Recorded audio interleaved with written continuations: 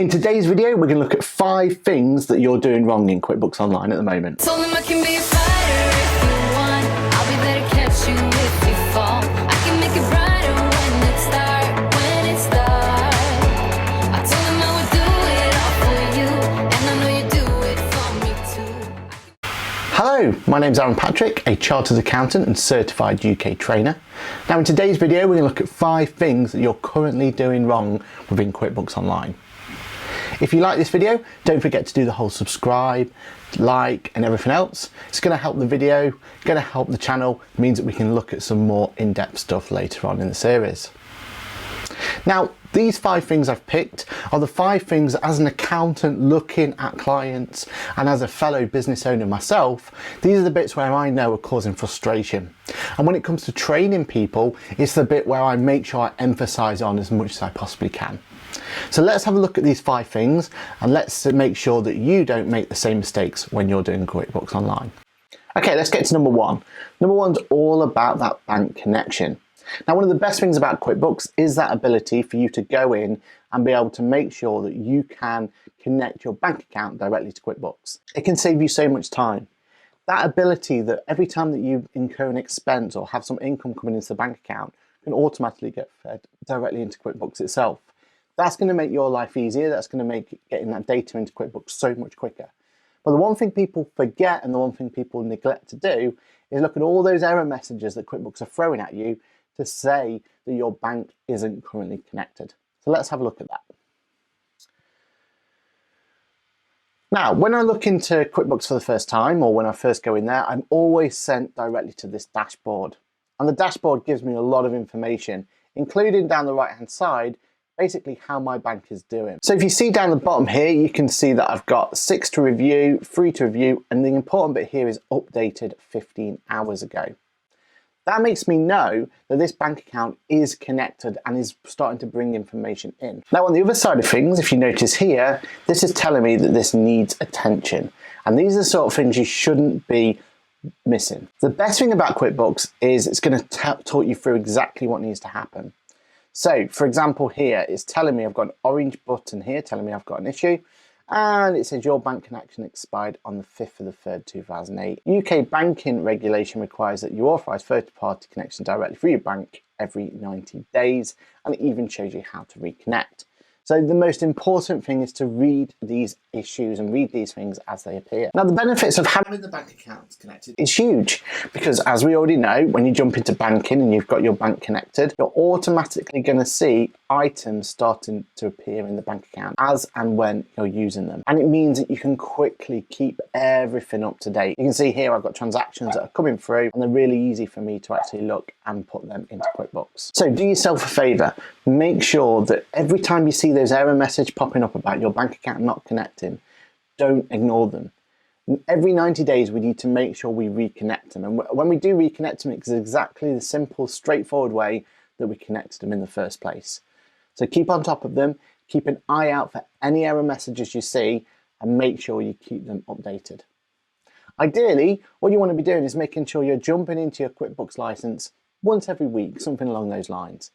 If you keep going on a consistent basis, you can jump in there, do anything you need to do on that particular license, and then come back again. And it's going to make your life so much easier when it comes to making sure you're up to date with your book. The next major issue has been about invoice creation. And what I'm talking about here is when you rely on making sure your invoices are already in QuickBooks.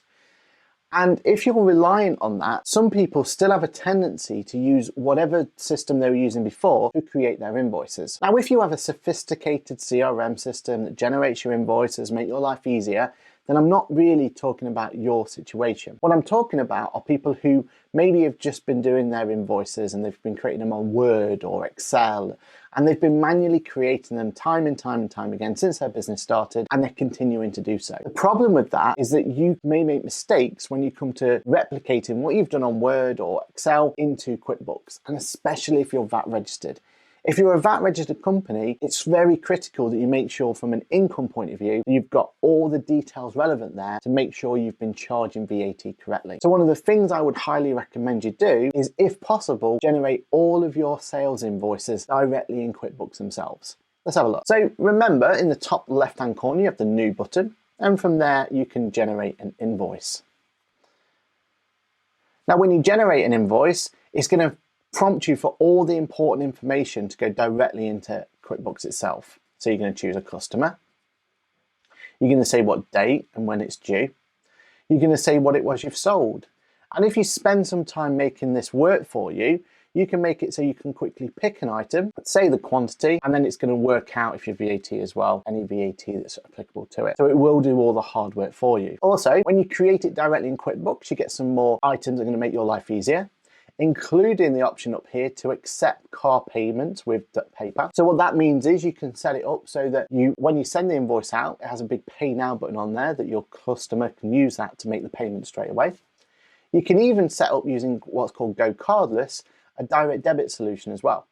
So when you send your invoice out via QuickBooks, that money will automatically be collected from the customer and deposited in your bank account. The other nice thing is when you do send from here, you get an audit trail at the bottom. So if I was to send this now, before it sends, you get the opportunity to make sure you're happy with what's being sent, and you can change all of this if you need to. You press send and close. Now, if I was to go back to that invoice, you'll notice you get the sent this invoice. You get an audit trail of how that's going.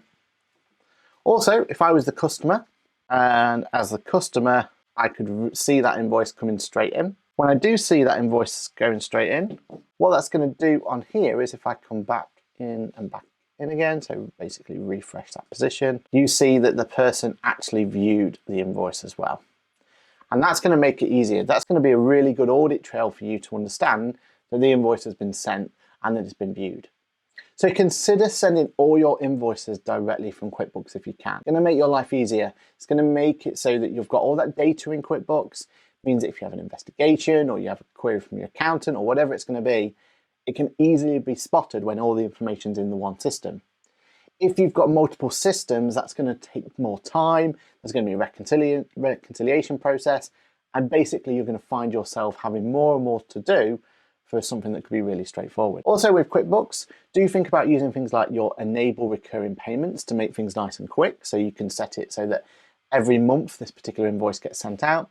You can even set it so it automatically collects the money for you on a direct debit as well. So consider invoice creation. If you are just having money coming directly into the bank account, then just from that point, you don't need an invoice creation necessarily. Just make sure that you're recording the transactions as they come through. And importantly, if you receive cash, make sure that you do new, you do sales receipt, you fill it in just like an invoice, but the important thing is this deposit to here, you make sure that puts cash on hand. Therefore, you're recording all your bank transactions when they hit your bank account, and any cash transactions you get in, any cash receipts you receive, you're going to make sure you deposit directly to the cash account, and you fill this screen in exactly like you would a typical invoice. Now, this is a really critical one to get your head around, and it's the whole notion of bills versus expense. And this is somewhere where we can get really complicated and clients can make a real hash of things if they're not careful. A bill versus expense, they're both related to you physically buying something or buying a service for your business. The difference is that a bill is something you're going to pay for later, and an expense is something you've already paid for.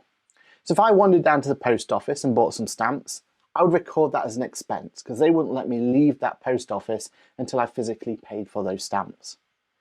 If on the other hand though, I went down to Buildbase or somewhere like that and I bought some sand and I said to them, or we had an agreement, I was going to pay them in 30 days, I would record that as a bill now on my system. And then when I make payment for that, I would put the allocation of the payment against that particular bill. So bill is something you're going to pay for later and then record the payment later. An expense is something you've already paid for, so you're going to record for it now, and critically, you're going to say how you made the payment for it now. So crucially, when you go to create an item under suppliers, you get a choice between an expense or a bill. So as an example, if I had a bill to put in for Vodafone, I would put Vodafone in as my supplier. I'd make sure my bill date related to what was on my bill. So let's say, for example, this was the 1st of October and it was due 31st of October. I would then put in there what I paid for. So let's just say telephone, and I'm going to make it nice and easy on myself, inclusive of that. Amount-wise, £58.34p. Just stick some VAT on there and save and close. Now, because I've done that as a bill, if I went to my supplies, I should now have something overdue of £58, which is that Vodafone item we've just looked at. And you can see here that that transaction is now sat there waiting to be paid. If I jumped into my banking, then at this point, you've seen that on the 31st of October, Vodafone, that record has been found and now I can match it. As soon as I match it and I went back to my Vodafone, you'll notice that that's now not classed as open, it's not overdue anymore because now we've classed it as paid. So bills versus expenses are really important to understand. If I'd have treated that as an expense, I can still interact with my bank pretty easily. So I've got another Vodafone up here now, but this time it's £60.24p. So if I do new, expense, Vodafone, this time I want it to be the 30th of the 11th, 19, telephone, save and close, and then I could still match it that way and it's posted. Or I could have posted it directly from the bank account. Either way, I'm getting the same answer. The problem is when you confuse a bill with an expense. So what you could have done in that situation is, if I go back and don't put that on, is if I go back to my Vodafone transaction I've already put in, I undo, is I could have gone, actually, that Vodafone there, if I hadn't noticed that there was a transaction there, I could have added a second expense. And I could have added that as an expense, £58.34. And again, I could have done it here, add. Now, in that situation, I'm going to ignore the rule for now. In that situation, what would have happened is if I'd have gone to my suppliers, gone to Vodafone, you'll notice that now I still have £58.34, but now I'm showing £237.16 as paid, which is double the amount I've actually paid for those two transactions. And that's because technically I've now counted for two transactions 4 times. And that's what I mean by the bill versus payment. The other thing is, imagine though that in this case, let's just delete everything that's related to an expense. The other issue that causes problems is, say that this bill here was never paid via your bank account, but you have personally paid for it. Well, because you've got it as a bill, it's still going to be classed as overdue. So you need to assign a payment against it. Otherwise, it's never going to be classed as paid within QuickBooks. To do that's really simple though. You press make payment, but the difficult or the most important thing is to make sure you understand where this business bank account, so where this bank credit account is going to be allocated with. What I would do in this situation is put it somewhere like my director's loan account or cash account if I want to say that I paid for this personally. Make sure my date's correct, I press save and close. Now that transaction has been paid for. If I don't concentrate on that, looking at where the bank payment's going to come from, then at that point I can cause myself some issues, and at that point I can accidentally post it against my bank account, which means my bank will then never reconcile going forward. So that's bills and expenses. Make sure you really think about what it is that transaction underlyingly is going to be about. Is it something you're going to pay for later? Is it something you've already paid for? And then make sure you consider to include it in QuickBooks the right way. Now, you can't necessarily make a mistake doing it one way or the other, but you need to make sure you're happy with that. You need to make sure you're comfortable with the way that you're posting the transaction. Using the mobile app. A lot of people come to me and say that they're not getting the benefit out of using QuickBooks. That actually sometimes it takes longer to use it than it does to, say, record it on a piece of paper. That can be true, but most of the time that's because people aren't making the most of the software and the features within the software. So for example, use your mobile phone. So always use your mobile phone in conjunction with your online. What I mean by that is use the functionality in there. I've done a whole video on the mobile app and how it can be useful. You can record your mileage on the mobile app. So it automatically records it for you, so you don't have to worry about it. You can take photos of transactions so they automatically appear in QuickBooks. You can do invoicing directly on your phone. You can do your bank reconciliation That bank connection, you can reconnect it directly in the mobile app as well. So do make sure that you use both the mobile app and the browser experience to get the most out of QuickBooks. The more of these little bits that you use, the faster and the quicker everything's going to be for you. Therefore, you're going to make the most of using QuickBooks Online. Number 5, not using rules. I did a whole video on rules and how beneficial they can be.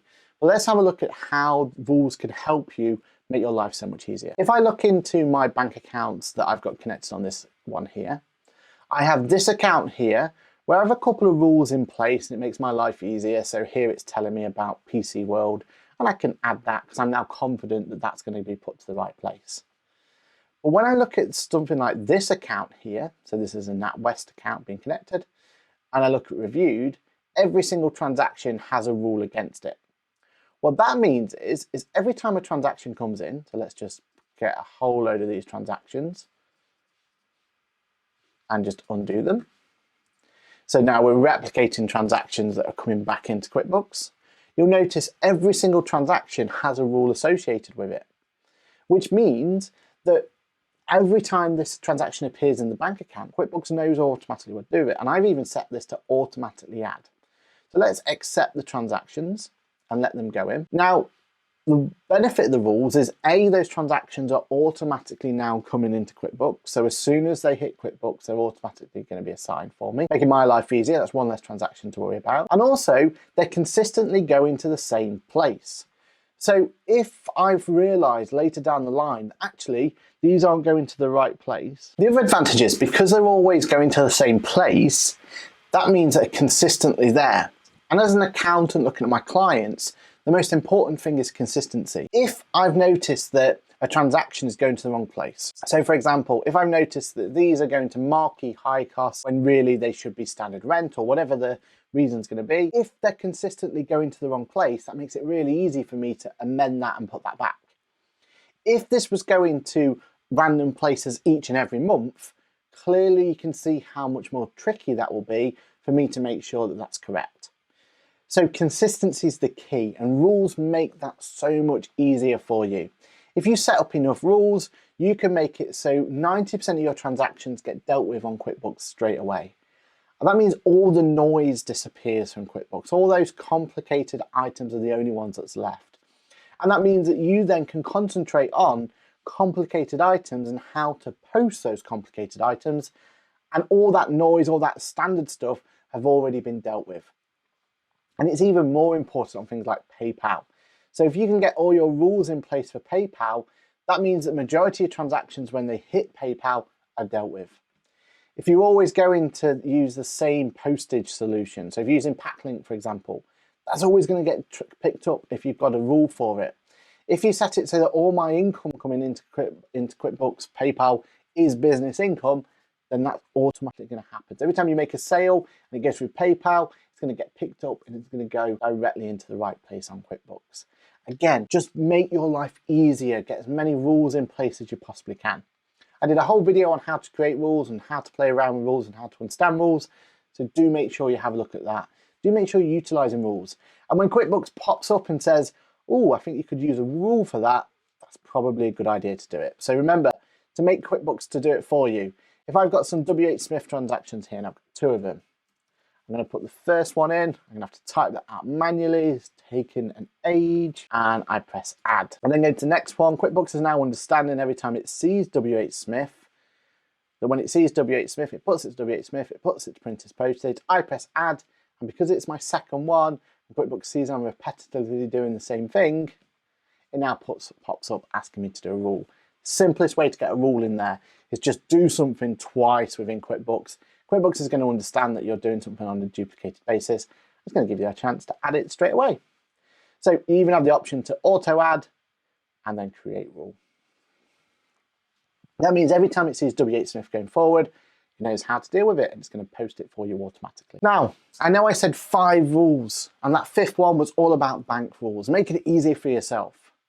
But there is one more bonus rule: paying too much for QuickBooks. Don't overpay for QuickBooks. Our sponsors over at Boffix actually have you covered in this. They do a whole range of services from accounting, virtual office, call handling, IT, legal and workspaces. But what they also do, more importantly, is software.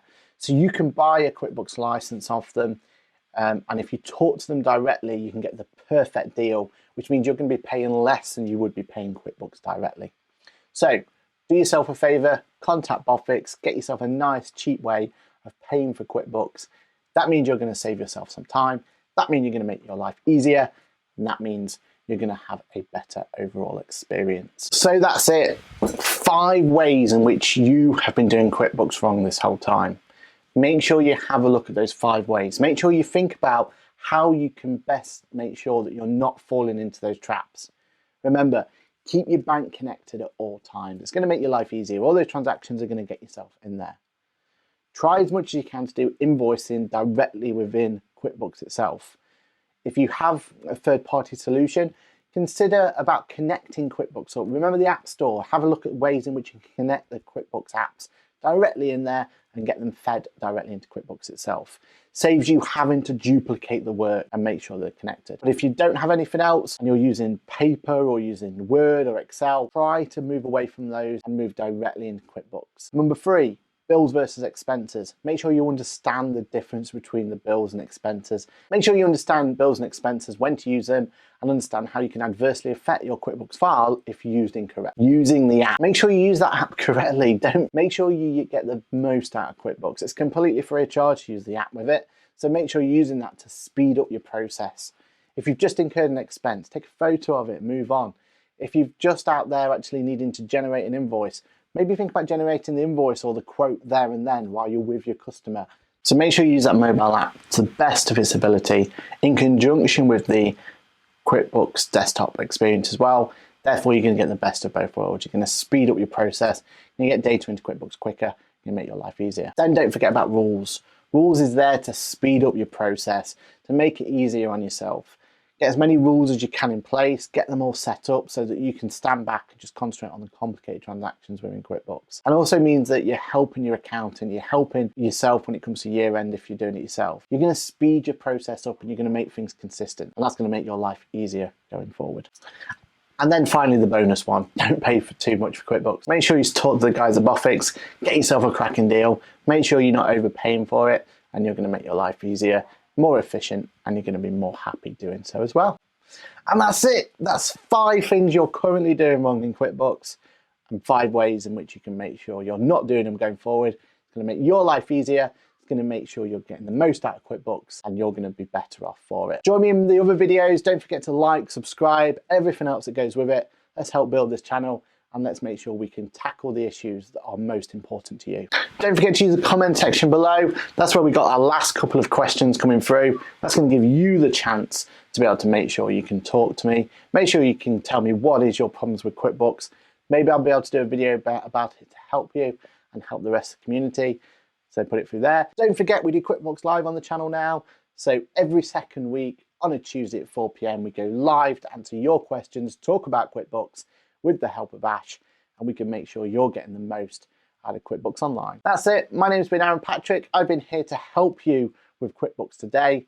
Hopefully I'll see you in the next video, and stay safe and see you later. Bye for now. They say yeah, yeah, yeah, yeah, yeah, yeah, yeah.